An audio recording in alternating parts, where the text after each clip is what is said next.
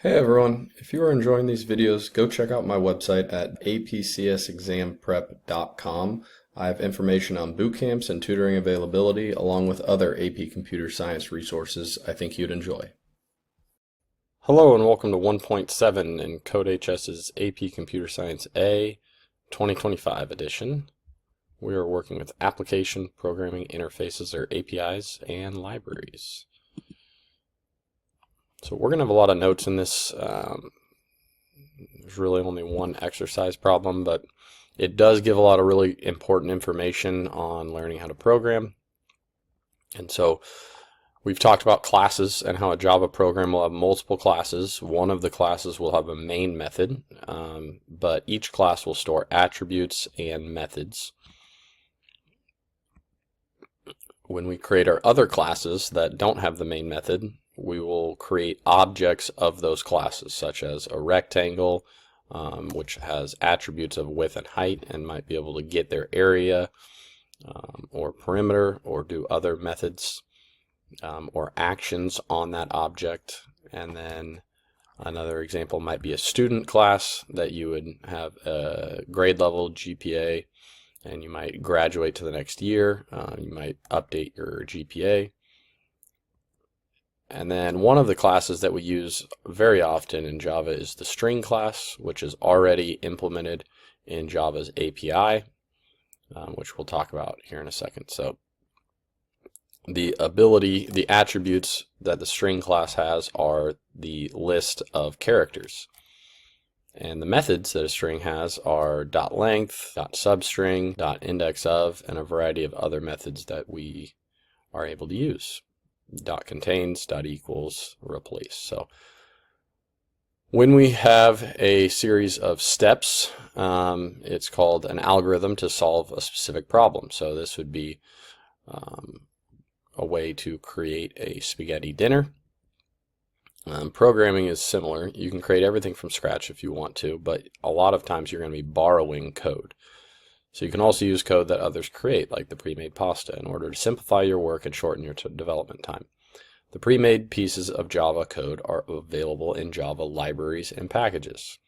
So a library is a large collection of classes which has a number of methods within those classes, making you able to do specific things. Java libraries are a collection of pre-written code you can use to create your own program. So a package has a variety of classes. You access a package and a class and a method from that class in order to solve what you need to solve. So packages are collections of related classes that are grouped together so you know where to access the classes that you're looking for. So java.lang has a string class, math class, the system class, and the runtime class.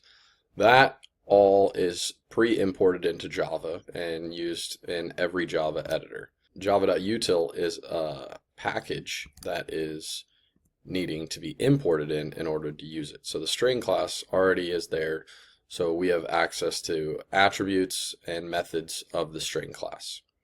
But the util package needs to be imported in, and then you create a scanner object similar to when you create a string, but it's slightly different because you have to use this new scanner system.in. But when you create that and the name of the scanner is input, you can access those methods with input dot, and then you have access to any method that's public inside of the scanner class. So APIs provide instructions on how to use the classes and methods in libraries, explaining what each method does and how to use it effectively. So it's like an instruction manual for showing you how to use the classes and methods you are attempting to use. So the Java API has information on the string class and how you can use the methods properly to either make the string to impact or change what you want to happen with the string.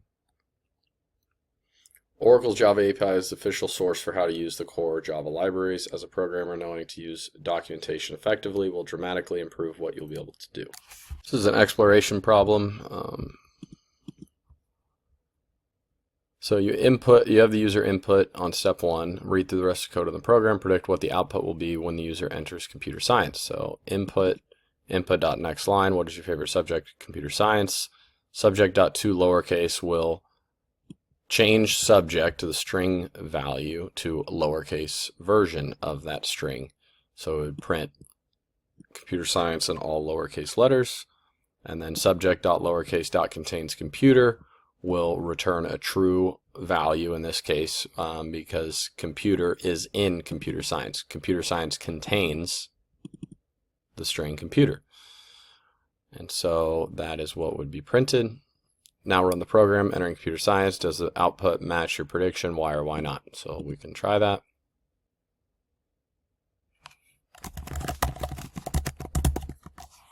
Favorite subject in lowercase, computer science. Subject contains computer, true.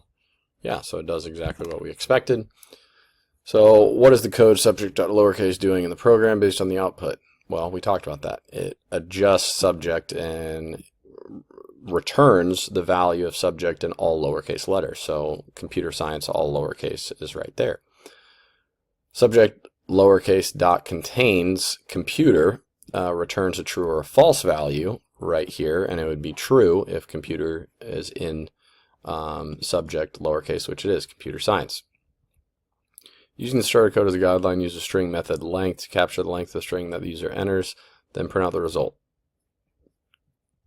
Okay, so the length. So int length equals subject dot length system dot out dot println.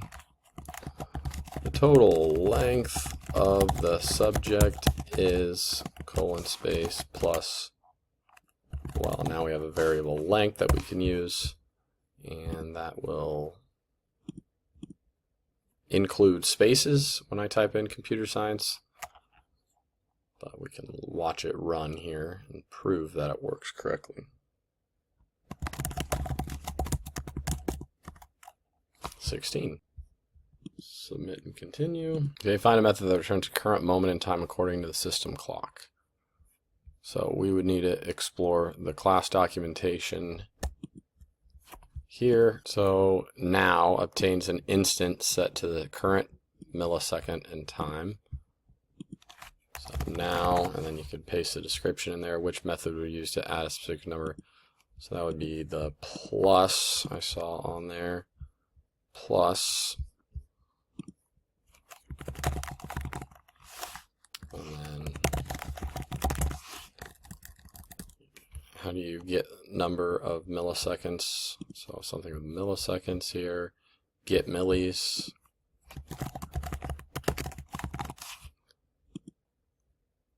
Instant to a mutable builder form. So something with mutable builder form. Mutable date time. Then how can you create an instant from a timestamp string? So I know with strings you use like parse int, we'll separate it out into an integer. So this would be parse string here, and there you go. And that would be it for 1.7. I hope you enjoyed the video, and don't forget to check out my website apcsexamprep.com where you can get more information on boot camps and tutoring availability.